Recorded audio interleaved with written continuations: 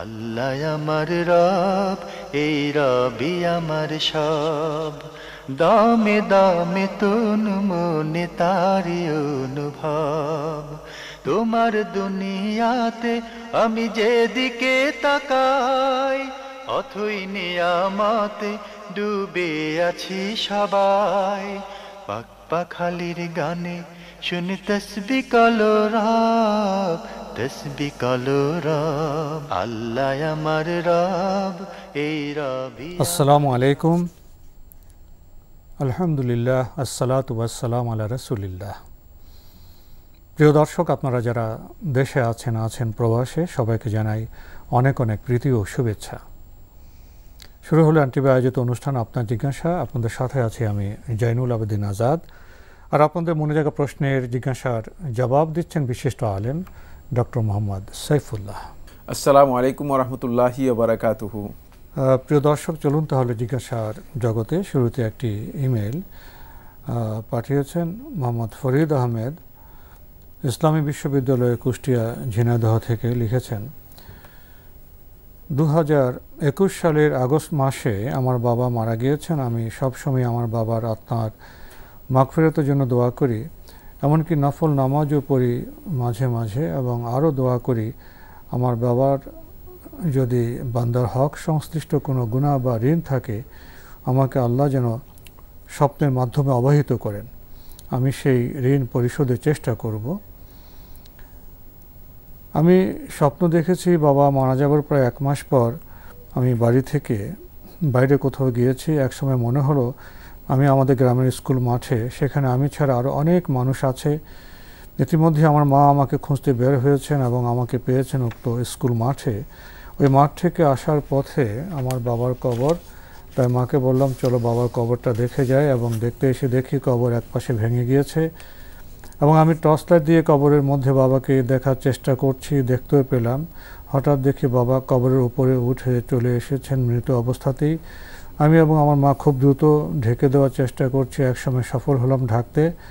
এমত অবস্থায় ভয় করছিল খুব।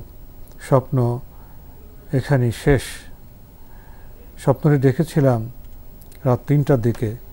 এই স্বপ্নের ব্যাখ্যা জানাবেন? স্বপ্নের ব্যাখ্যা তো আমরা করি না, স্বপ্নের ব্যাখ্যা আমরা করি না। ধন্যবাদ আপনাকে, আপনার এই স্বপ্ন এর জন্য। আমি আপনার এই স্বপ্নের কোনো ব্যাখ্যা আমরা করি না। আমাদের এই প্রোগ্রামে মূলত আপনার জিজ্ঞাসা জীবন ঘনিষ্ঠ প্রশ্ন উত্তর আমরা দিয়ে থাকি। স্বপ্নের ব্যাখ্যা এটি একটা ভিন্ন একটি বিষয়, ভিন্ন একটি অঙ্গন, যে অঙ্গনে গেলে আমরা আসলে মূল যে উদ্দেশ্য, সেই উদ্দেশ্য থেকে আমরা অনেক দূরে সরে যাব। জীবন ঘনিষ্ঠ প্রশ্ন থেকে আমরা দূরে চলে যাব। উনি ওনার বাবার আত্মা মাগফিরাতের জন্য দোয়া করছেন, ঠিকই কাজ করছেন। দান সাদাকা করুন, ইনশাল্লাহ আপনার বাবা তার ফজিলত পাবেন। আমাদের হাতে আরও একটি ইমেইল, ওটি পাঠিয়েছেন মাহফুজা হাসনা। আগের ইমেল লিখেছেন, আমি নিয়মিত রাতের শেষাংশে 8 রাকাত তাহাজ্জুদ নামাজ ও 3 রাকাত বিতির নামাজ আদায় করি। কখনো যদি তাহাজ্জুদ নামাজ পড়তে দেরি হয়ে যায় এবং বিতির নামাজের জন্য খুব অল্প সময় থাকে, তবে কি আমি 1 রাকাত বিতির নামাজ আদায় করতে পারবো? হ্যাঁ, 1 রাকাত বিতির সালাত আদায় করতে পারবেন, জায়েজ। লিখেছেন, বিতির নামাজের সূরা আলা, সূরা কাফিরুন ও সূরা ইখলাস পড়া কি সুন্নাহ? আমার সূরা আলা জানা নেই, তাই বিতির নামাজের সূরা কাফিরুন, সূরা ইখলাসের সাথে আর কোনো সূরা পড়তে হবে? অন্য যে কোনো 3টি সূরা অথবা সূরা আলা, এই প্রথম 3 আয়াত দিয়ে বিতির নামাজ পড়া যাবে কি? হ্যাঁ, প্রথম 3 আয়াত যে কোনো একটা সূরা পড়তে পারেন। সূরা জিলজাল পড়তে পারেন, অন্য কোনো সূরা পড়তে পারেন, কোনো অসুবিধা নেই, যে কোনো সূরা দিয়ে পড়তে পারবেন। জি, আমরা জানলাম বিষয়টি সম্পর্কে। আরও লিখেছেন, তাহাজ্জুদ নামাজের পর দোয়া করার আগে আল্লাহর প্রশংসামূলক কি কি পড়া যেতে পারে, একটু বলবেন? সেখানে কতগুলো তাসবিহ আছে রাতের নামাজের জন্য। যে তাসবিহগুলো একটু কিতাবুল আজকার থেকে দেখে নিন, ইমাম নবী রহমতুল্লাহ কিতাবুল আজকার থেকে দেখে নিন, অথবা শেখ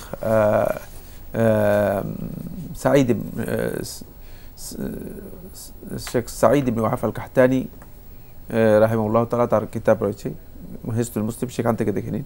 সেখানে কিছু আজকার আছে, সেই আজকারগুলো হিসনুল মুসলিম থেকে সেগুলো দেখে নিতে হবে। জি, সেগুলো অবশ্যই দেখে নিতে হবে, মুখস্থ করতে হবে। জি, লিখেছেন সৈয়দুল ইস্তিগফার পড়ে আল্লাহর কাছে ক্ষমা চাওয়ার জন্য আগে ও পরে কি কি পড়তে হবে বলবেন? না, আগে আলাদা কিছু পড়ার দরকার নেই। সৈয়দুল ইস্তিগফারই মানে ইস্তিগফারের মধ্যে সবচেয়ে শ্রেষ্ঠ ইস্তিগফার।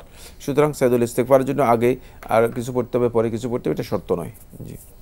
লিখেছেন আমার মেয়ের বিয়েতে উপহার দেওয়ার জন্য আমি নির্দিষ্ট করে মেয়ের উপযোগী কিছু সোনার গহনা কিনে রেখেছি যার পরিমাণ 7.5 ভরির কম। অন্যদিকে আমার নিজের গহনা আছে 10 ভরি। আমার 10 ভরি জাকাত দিতে হবে সেটা আমি জানি।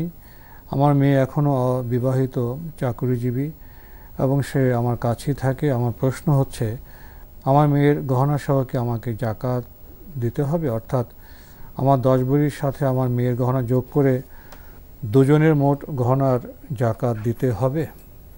না, মেয়ের গহনা আপনি যোগ করার কোনো প্রয়োজন নেই। মেয়ের গহনা অথবা পরিবারের অন্য লোকের গহনা যোগ করার কোনো প্রয়োজন নেই। গহনার জাকাতের বিষয়ে আলেমদের মধ্যে ইখতিলাফ রয়েছে। বাকি এখানে গহনা যোগ করার কোনো প্রশ্নই আসে না। জি, একজন মানে 4-5 জনের গহনা আছে, সবগুলো একসাথ করে যোগ করে জাকাত দিতে হবে না, এটা শুদ্ধ নয়। লিখেছেন ফজরের সালাত আদায় করে দোয়া ও জিকিরের মাধ্যমে সূর্য ওঠা ও নিষিদ্ধ সময় অতিবাহিত করে এক জায়গায় একই অজুতে 2-4 রাকাত ইশরাকের সালাত আদায় করলাম।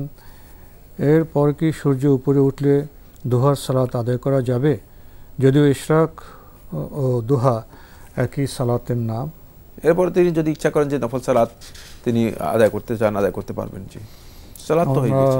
জানলাম বিষয়টি সম্পর্কে। এটা আলাদা কোনো সালাত নয়, দুহার সালাত একটা, ইশরাকের সালাত একটা, একটাই সালাত শুধুমাত্র। জি, আমরা জানলাম বিষয়টি সম্পর্কে। প্রিয় দর্শক, আমাদের হাতে একটি চিঠি পাঠানো হয়েছে ব্যাংক কলোনি পাটের বাগ ঢাকা থেকে।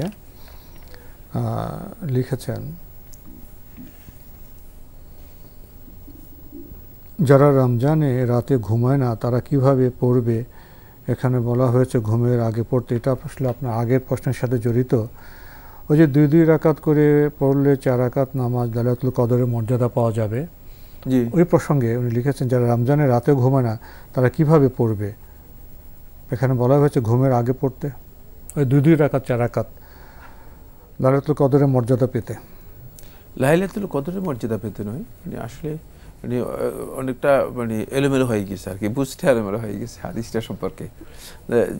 যদি কেউ রাত্রে না ঘুমান, মানে তিনি তো রাত্রে না ঘুমায় কী করতেছেন? তিনি তো সালাত আদায় করতেছেন, তাহলে তিনি তো সওয়াব পাবেনি, তিনি ফজিলত পাবেনি। জি, তিনি ফজিলত পাবেনি। তিনি 2 রাকাত করে 4 রাকাত নফল নামাজ তিনি পড়বেন। রাতের নামাজ পড়লেই যথেষ্ট। জি। লিখেছেন কোনো একটি কবিরা গুনাহ করলে কি মানুষ জাহান্নামী হয়ে যায়, নাকি জাহান্নামী হওয়ার জন্য সুনির্দিষ্ট কাজ হাদিসে বলা আছে? এমন প্রায় কতটি কাজ আছে যা করলে মানুষ সরাসরি জাহান্নামী হয়ে যায়, শিরক কুফরি এগুলো ছাড়া? সরাসরি জাহান্নামী হওয়ার কোনো কাজ নেই। শুধুমাত্র শিরক এবং কুফরি হচ্ছে সরাসরি জাহান্নামের কারণ। আর বাকি যত মানে অপরাধ আছে, অন্যায় আছে, এগুলো সরাসরি জাহান্নামের কারণ নয়। এগুলো আল্লাহ সুবহানাহু ওয়া তাআলা ইচ্ছা করলে ক্ষমা করে দিতে পারেন। কিন্তু এগুলোর মধ্যে কিছু আমল আছে যেগুলো জাহান্নামে যাওয়ার কারণ হতে পারে। কিছু আমল আছে যেগুলো জাহান্নামে যাওয়ার কারণ হতে পারে। আবার কিছু আমল আছে যেগুলো আল্লাহ সুবহানাহু ওয়া তাআলা হয়তো বান্দাদেরকে ক্ষমাও করে দিতে পারেন। কিন্তু সরাসরি জাহান্নামী এই কথা বলাটা মানে এটা ধৃষ্টতা ছাড়া আর কিছুই না। কিন্তু অনেক আমল আছে যে আমলগুলো জাহান্নামের কারণ, যেগুলোকে বলা হয়েছে জাহান্নামে যাবে, এর অর্থ হচ্ছে এগুলো জাহান্নামে যাওয়ার কারণ হবে, জাহান্নামে যাওয়ার কারণ হবে। এটা আমাদের বুঝতে হবে যে মানে সরাসরি জাহান্নামী কথা এর অর্থ হচ্ছে তাহলে তো আর সে মানে তার হুকুমে দিয়ে দিলাম আমরা। এই লোকটা মানে হয়তো এখন একটা খারাপ কাজ করেছে, সে কি তওবা করবে না? হতে পারে তওবা করতে পারে, হতে পারে যে সে মানে আল্লাহর ওলি হয়ে মারা যেতে পারে। সুতরাং এই কথাগুলো এখানে মোটেও প্রযোজ্য নয়। অনেকে এই ধরনের ভুল মেসেজ দিচ্ছেন, ভুল বক্তব্য দিচ্ছেন, ফলে মানুষদেরকে জাহান্নামে এখনই পাঠিয়ে দিচ্ছেন। জানি না যে আসলে সে লোক কি মারা যাবে কি অবস্থায়, কিচ্ছু আমাদের জানা নেই, শেষ অবস্থা আমরা কিছু জানি নেই, কোনো জ্ঞানে নেই। সুতরাং এটা শুদ্ধ নয়। সরাসরি জাহান্নামে যে কাফের অবস্থা মৃত্যু হবে, শিরক অবস্থা মৃত্যু হবে, সে সরাসরি জাহান্নামী, কোনো শুদ্ধ নয়। আমরা জানলাম বিষয়টি সম্পর্কে। প্রিয় দর্শক আরও লিখেছেন কিয়ামতের দিন ও জান্নাতে এই 2 জায়গাতেই আল্লাহ তাআলার সবচেয়ে নিকটে থাকবে কারা? কিয়ামতের দিন আল্লাহ রাব্বুল আলামিনের সবচেয়ে কাছে যারা থাকবে তাদের ব্যাপারে মুআয ইবনে জাবাল রাদিয়াল্লাহু আনহু বর্ণিত হাদিস থেকে বোঝা যাচ্ছে যে যারা আল্লাহর সন্তুষ্টির জন্য এবং আল্লাহর বিধানের ক্ষেত্রে পরস্পরকে ভালোবাসে, সম্পর্ক তৈরি করে থাকে। আল মুতাহাবুনা ফি জালালিল্লাহ, আল্লাহ রাব্বুল আলামিনের মহত্বের উপর, আল্লাহ রাব্বুল আলামিনের বিধানকে পরিপালনের ক্ষেত্রে পরস্পরের সাথে যে সম্প্রীতি এবং ভালোবাসা, এটাতে যারা অটুট থাকবে, যাদের অন্তরটা পরিচ্ছন্ন থাকবে তাদের মুসলিম ভাইদের জন্য, তারাই কিয়ামতের দিন আল্লাহ রাব্বুল আলামিনের আরশের ডান দিকে, আল্লাহ রাব্বুল আলামিনের আরশের ডান দিকে বসতে পারবে এবং মর্যাদা পাবে। আর জান্নাতে যারা মর্যাদা পাবে, যারা জান্নাতুল ফিরদাউসে যাবে, তারা আল্লাহ রাব্বুল আলামিনের কাছে শ্রেষ্ঠ মর্যাদা লাভ করতে পারবে, শ্রেষ্ঠ মর্যাদা লাভ করতে পারবে। লিখেছেন, পুলসিরাত পার হওয়াতে সবচেয়ে অগ্রগামী কারা হবে? যারা আরশের নিচে ছায়া পাবে তারা কি সহজেই পুলসিরাত পার হবে? পুলসিরাত সবচেয়ে সহজে আরামে পার হবে কারা? বিনা হিসেবে, বিনা আযাবে যারা জান্নাতে যাবে তারা কি সহজেই পুলসিরাত পার হবে? পুলসিরাত একদল লোক বিদ্যুতের গতিতে পার হয়ে যাবে, এই কথা হাদিসের মধ্যে এসেছে। কিন্তু তাদের কি মানে কারা কারা যাবে সে কথা সুস্পষ্ট কোনো নস দ্বারা প্রমাণিত হয়নি, সুস্পষ্ট কোনো সহিহ নস দ্বারা প্রমাণিত হয়নি। ফুলসিরাত পার হওয়ার জন্য চেষ্টা করা দরকার রয়েছে, কিন্তু মানে ফুলসিরাত কারা কারা মানে আগে পার হয়ে যাবে, আমার মনে হচ্ছে এগুলো অতিরিক্ত বাড়াবাড়ি ছাড়া প্রশ্নের মধ্যে মানে এটাকে গভীরে অনুসন্ধান করা অপ্রয়োজনীয়, গভীরে মানে খোঁজাখুঁজি করা, যে কোনো কোনো কোনো ভিত্তি নেই। এটাকে খাওয়াত বলা হয়, তাকে দিনের ব্যাপারে এই ধরনের খাওয়াত জায়েজ নেই, অপ্রয়োজনীয়। আমরা হয়তো এসব করতে গিয়ে আমাদের আকল বোধহয় সেখানে কোনো কুলকিনারা পাবে না। জি জি, না না, এটা আমাদের কাজ নয়। আমরা আখিরাতের এই বিষয়গুলো কীভাবে আমরা যতটুকু নসে আসছে ততটুকু আমরা বলতে পারবো, এর বাইরে কোনো বক্তব্য কারোর জন্য জায়েজ নেই। তিনি দিবেন, তিনি এই কথা বলবেন যে আমি মানে অমুক অমুক যেতে পারে, যারা মানে যাদেরকে বলা হয়েছে যে বিনা হিসাবে, বিনা আযাবে জান্নাতে যাবে, কিন্তু রাসূল সাল্লাল্লাহু আলাইহি ওয়াসাল্লাম তাদের ফুলসিরাতের কোনো বিষয় উল্লেখ করেননি। কারণ আমি কীভাবে বলবো এই কথা? এটা কেউ যদি আপনি আন্দাজের উপর মানে কেয়াস করার কোনো সুযোগ নেই। কারণ এই আখিরাতের পরকালের বিষয়গুলো, মুগাইয়াবাতের বিষয়গুলো, অদৃশ্য জ্ঞানের বিষয়গুলোর ব্যাপারে কোনো ধরনের কিয়াস, আন্দাজ, অনুমানের কোনো সাধ্য কারণে। জি, আরও লিখেছেন, এতিম পালনের যে ফজিলত আছে, রাসূল সাল্লাল্লাহু আলাইহি ওয়াসাল্লামের সাথে জান্নাতে থাকার পেতে কি এতিমকে গরিবই হতে হবে? ধনী হলেও তো আমি তাকে টাকা না দিয়েও ভালো পরামর্শ দিয়ে, ভালো ব্যবহার দিয়ে সাহায্য করলে কি সে ফজিলত পাবো না? পাবেন, অবশ্যই পাবেন। এতিমের জন্য শর্ত নয় যে এতিম গরিব ফকির মিসকিন হতে হবে। এতিমের জন্য শর্ত হচ্ছে ইয়াতিম হতে হবে, ইয়াতিম হতে হবে। ইয়াতিম হচ্ছে মান মাতা ওয়ালিদুহু, যার পিতা মারা গিয়েছে সে হচ্ছে ইয়াতিম। লালন পালন করার মতো, অভিভাবকত্ব নেওয়ার মতো কেউ নেই। যদি তাকে আপনি লালন পালনের দায়িত্ব নেন এবং তাকে আপনি সুন্দরভাবে শিষ্টাচার এবং শিক্ষা দেন, তাহলে অবশ্যই আনা ওয়া কাফিলুল ইয়াতীমি কাহাতাইনি ফিল জান্নাহ, রাসূলুল্লাহ সাল্লাল্লাহু আলাইহি ওয়াসাল্লাম যে হাদিসের মধ্যে বলেছেন, আমি এবং ইয়াতিমের রক্ষণাবেক্ষণকারী অথবা লালন পালনকারী কাহাতাইনি, এই আঙ্গুলের মতো, ফিল জান্নাহ, জান্নাতের মধ্যে থাকবে। রাসূল সাল্লাল্লাহু আলাইহি ওয়াসাল্লাম পাশাবাকা ইসবাআইহি, রাসূল সাল্লাল্লাহু তার দুই আঙ্গুলকে একসাথে করে দেখিয়েছেন। আমরা জানলাম বিষয়টি সম্পর্কে। প্রিয় দর্শক আরও লিখেছেন, 25 বছরের প্রাপ্তবয়স্ক কোনো এতিম মেয়ের বিয়েতে কিছু খরচ দিলেও কি ওই ফজিলত পাওয়া যাবে? যদিও তারা মধ্যবিত্ত, কিন্তু আমার এই সামান্য টাকাটুকু পেলে আরেকটু কাজে লাগাতে পারবে বিয়েতে। আগের প্রশ্ন আর পরের প্রশ্ন বুঝছেন তো? জি, এই ফজিলত পেতে কি এতিমকে অপ্রাপ্ত বয়স্কই হতে হবে? ওইটা আগে বলা দরকার ছিল। ইয়াতিমের জন্য শর্ত হচ্ছে ইয়াতিম অবশ্যই অপ্রাপ্ত বয়স্ক এবং ইয়াতিম অবশ্যই শিশু বা এই পর্যায়ের হতে হবে। ইয়াতিম যদি বালেগ হয়ে যায় তাহলে আর ইয়াতিম থাকে না। বাদ আল বুলুগ মানে বালেগ হয়ে যাওয়ার পর, প্রাপ্তবয়স্ক হয়ে যাওয়ার পর তাকে ইয়াতিম বলা হয় না, তাকে আর ইয়াতিম বলা হয় না। সুতরাং আপনি যে 25 বছরের ইয়াতিম বের করে নিয়ে আসছেন, এটি একটা অদ্ভুত প্রশ্ন, অদ্ভুত চিন্তা। 2 নম্বর বিষয় হচ্ছে এতিম লালন পালনের কথা বলা হয়েছে, ইয়াতিমের বিয়ের মধ্যে টাকা দেওয়ার কথা বলা হয়নি। বিয়েতে টাকা দিলে সওয়াব হবে, সদকা করলে সওয়াব হবে, সহযোগিতা করলে সওয়াব হবে, কোনো সন্দেহ নেই। কিন্তু লালন পালন করা যে বিষয়টি, সেটা আর বিয়ের মধ্যে তার টাকা দেয়া একই ফজিলতের বিষয় নয়, একই বিষয়ও না, পরিপূর্ণ আলাদা বিষয়, দুটি আলাদা বিষয়। সুতরাং বিষয়গুলো খুব বুঝার চেষ্টা করি আমরা, তাহলে উপকৃত হব।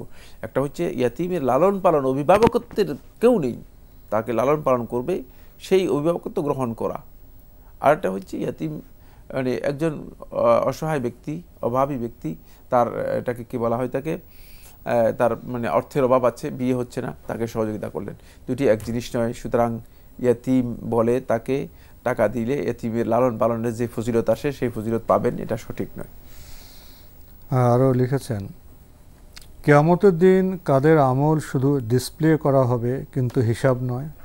হ্যাঁ, একদম লোকের আমল, উম্মুল মুমিনিন আয়েশা রাদিয়াল্লাহু তাআলা বলেছেন তাদের আমলকে শুধু ডিসপ্লে করা হবে, এটাকে আরদ বলা হয় থাকে, এটাকে হিসাবান ইয়াসীরা বলা হয় থাকে। আল্লাহুম্মা হাসিবনি হিসাবান ইয়াসীরা। রাসূলুল্লাহ সাল্লাল্লাহু আলাইহি ওয়াসাল্লাম দোয়া করতেন, হে আল্লাহ আপনি আমার হিসাবটাকে হিসাব ইয়াসির করুন, হালকা হিসাব, সহজ হিসাব। তখন উম্মুল মুমিনিন আয়েশা রাদিয়াল্লাহু তাআলা প্রশ্ন করেছেন, হে আল্লাহ রাসূল সাল্লাল্লাহু আলাইহি ওয়াসাল্লাম, হিসাবুল ইয়াসির এটা কি, কেমন? হুয়াল আরদু। রাসূলুল্লাহ সাল্লাল্লাহু আলাইহি ওয়াসাল্লাম বলেন, এটা হচ্ছে শুধুমাত্র ডিসপ্লে করবে, পেশ করবে, কিচ্ছু না, নিকাশ করা হবে না, জিজ্ঞেস করা হবে না কেন এই কাজটা করছেন, হিসাব নেওয়া হবে না, হিসাবটা মানে এই কাজ এগুলো দেখানো হবে। সুতরাং এটা কাদের দেখানো হবে? রাসূলুল্লাহ সাল্লাল্লাহু আলাইহি ওয়াসাল্লাম এটা বলেননি, কিন্তু কোরআন এই কথা বলেছে, ফাআম্মা মান উতিয়া কিতাবাহু বিয়ামিনিহি ফায়ুহাসাবু হিসাবান ইয়াসীরা। যাদেরকে ডান হাত দিক থেকে কিতাবটা দেওয়া হবে তাদের হিসাবটা কি হবে? হিসাবে ইয়াসির হবে। বোঝা যাচ্ছে যে ডান হাতওয়ালারা এই সুযোগটুকু পাবে হিসাবের দিক থেকে, তাদের হিসাবটা হবে আর ডিসপ্লের মতো, তাদেরকে বিভিন্ন বিষয়ের প্রশ্ন করা হবে না। কিন্তু ডান দিক থেকে যদি পাওয়া যায় তাহলে হিসাবটা হিসাবে ইয়াসির হবে। প্রশ্ন করলে তো বিপদ। জি জি জি, প্রশ্ন তো জবাব প্রশ্ন করলে হালাক। রাসূল সাল্লাল্লাহু যাকে প্রশ্ন করা হবে সে ধ্বংস হলো, শেষ। জি। আরও লিখেছেন, ৭০,০০০ ছাড়া কি আর কেউ বিনা হিসেবে জান্নাতে যাবে না? রাসূল সাল্লাল্লাহু আলাইহি ওয়াসাল্লাম হাদিসের মধ্যে ৭০,০০০ কথা উল্লেখ করেছেন, এটাই বিশুদ্ধ সনদে বর্ণিত হয়েছে। যদিও এই হাদিসের সনদ নিয়ে বক্তব্য রয়েছে, বক্তব্য নেই এমন নয়। বাকি ৭০,০০০-এর সাথে আরও যেই কথাগুলো রয়েছে সেগুলো, সে হাদিসগুলো থেকে বোঝা যায় যে সেগুলো মানে এই বিনা হিসাবের সাথে সম্পৃক্ত নয়, এরা এর সাথে লাহেক হবে, এর সাথে সংযুক্ত হবে। ৭০,০০০ প্রত্যেক হাজারের সাথে আরও ৭০,০০০ লাহেক হবে, সংযুক্ত হবে, যারা জান্নাতি হবে। কিন্তু তারা কি বিনা হিসাবে যাবে, এ কথা হাদিসের মধ্যে স্পষ্ট বলা হয়নি। আমরা জানলাম বিষয়টি সম্পর্কে। প্রিয় দর্শক আরও লিখেছেন, হাউজে কাউসারের পানি পানে কারা অগ্রাধিকার পাবেন সবচেয়ে বেশি? কাউসারে যারা পানি পান করবে উম্মতের সবাই অগ্রাধিকার পাবেন, যদি সত্যিকারভাবে নবী সাল্লাল্লাহু আলাইহি ওয়াসাল্লামের সুন্নাহর অনুসারী হয়ে থাকে। তারা নবী সাল্লাল্লাহু আলাইহি ওয়াসাল্লামের হাউজে পানি পান করতে পারবেন, নবী সাল্লাল্লাহু আলাইহি ওয়াসাল্লামের হাউজ থেকে পানি পান করতে পারবেন। বাকি যাদেরকে বেশি অগ্রাধিকার দেওয়া হবে, যারা নবী সাল্লাল্লাহু আলাইহি ওয়াসাল্লামের সত্যিকার ভালোবাসা অর্জন করতে পেরেছিল। নবী সাল্লাল্লাহু আলাইহি ওয়াসাল্লামের ভালোবাসা কি? নবী সাল্লাল্লাহু আলাইহি ওয়াসাল্লামের অনুসরণ করা। নবী সাল্লাল্লাহু আলাইহি ওয়াসাল্লামের সুন্নাহর প্রকৃত অনুসরণ যারা করতে পেরেছে তারাই এখানে সবচেয়ে বেশি অগ্রাধিকার পাবে, তারা রাসূল সাল্লাল্লাহু আলাইহি ওয়াসাল্লামের সবচেয়ে বেশি কাছে যেতে পারবে। আর এখান থেকে শুধু বিতাড়িত হবে ওই দল লোক যারা নবী সাল্লাল্লাহু আলাইহি ওয়াসাল্লামের সুন্নাহ থেকে বঞ্চিত, বিদআতে লিপ্ত হয়েছে। বিদআত যারা করেছে তারা কেউ নবী সাল্লাল্লাহু আলাইহি ওয়াসাল্লামের হাউজ থেকে কোনো প্রকারের মানে পানীয় পান করতে সক্ষম হবে না, তারা বিতাড়িত হবে। বাকি সুন্নাহর অনুসরণ যারা করেছে, বিদআত থেকে মুক্ত ছিল, তারা অবশ্যই সেখানে অগ্রাধিকার পাবে, যেহেতু নবী সাল্লাল্লাহু আলাইহি ওয়াসাল্লামের ভালোবাসা সুন্নাহর অনুসরণের মধ্যেই আছে। আমরা জানলাম বিষয়টি সম্পর্কে। প্রিয় দর্শক আরও লিখেছেন, কারা হাসরের মাঠে হিসেব শুরুর পরপরই প্রথম দিকেই জান্নাতে চলে যাবেন? প্রথম দিকে জান্নাতে চলে যাবেন হিসাব শুরুর পরপরই, এরকম কোনো গোষ্ঠীর কথা রাসূলুল্লাহ সাল্লাল্লাহু আলাইহি ওয়াসাল্লাম বলেছেন আমার জানা নেই। মানে জান্নাতে যাদেরকে যাওয়া হবে প্রথম দিকে, তারা যারা ওই বেলা হিসাব ওলা আজাব, যাদেরকে হিসাব এবং আজাব দেওয়া হবে না, তারা যাবে। কিন্তু মানে সুনির্দিষ্ট করে এই কথা বলার, হিসাব শুরুর পরপরই এরা চলে যাবে, আল্লাহ ভালো জানেন। তো আজকে আমাদের এখানে শেষ করতে হচ্ছে। আপনাকে অনেক ধন্যবাদ। আপনাকে অশেষ ধন্যবাদ। প্রিয় দর্শক, আমরা দেখছিলাম এনটিভি আয়োজিত অনুষ্ঠান আপনার জিজ্ঞাসা। আমাদের অনুষ্ঠান আপনারা এনটিভি অনলাইনেও দেখতে পারবেন, ভিজিট করুন www.ntvbd.com। এছাড়া ইউটিউবে এবং আমাদের ভেরিফাইড ফেসবুক পেজে অনুষ্ঠান দেখতে পারবেন। প্রিয় দর্শক, আমরা আজকে শেষের দিকে যে কিছু প্রশ্ন পড়লাম, অনেক বিষয় আছে যেসব বিষয়ে আমাদের কৌতূহল জাগতে পারে, সে সংক্রান্ত গ্রন্থ আমরা পড়ে নিতে পারি। এখানে সাধারণ মানুষের জন্য আমরা যদি জীবন ঘনিষ্ঠ প্রশ্ন করি তাহলে আমরাও উপকৃত হব, যারা আমাদের অনেক দর্শক আছেন তারাও উপকৃত হবেন। আসুন প্রশ্ন করার ক্ষেত্রে আমরা আরও একটু সচেতন হই। চিঠি লিখুন, প্রশ্ন পাঠান আমাদের ঠিকানায়। পরিচালক আপনার জিজ্ঞাসা এনটিভি, বিএসসিসি ভবন, 7ম তলা, 102 কাজী নজরুল ইসলাম এভিনিউ, কারওয়ান বাজার, ঢাকা 1215। ইমেল অ্যাড্রেস আপনার জিজ্ঞাসা @ntvbd.com। প্রিয় দর্শক, মহান আল্লাহ আমাদের সবাইকে নিরাপদে রাখুন, রাখুন শান্তিতে। আসসালামু আলাইকুম। আল্লাহ আমার রব, এই রবি আমার সব, দামে দামে তুন মনে তারি অনুভব। আল্লাহ আমার রব, এই রবি আমার সব।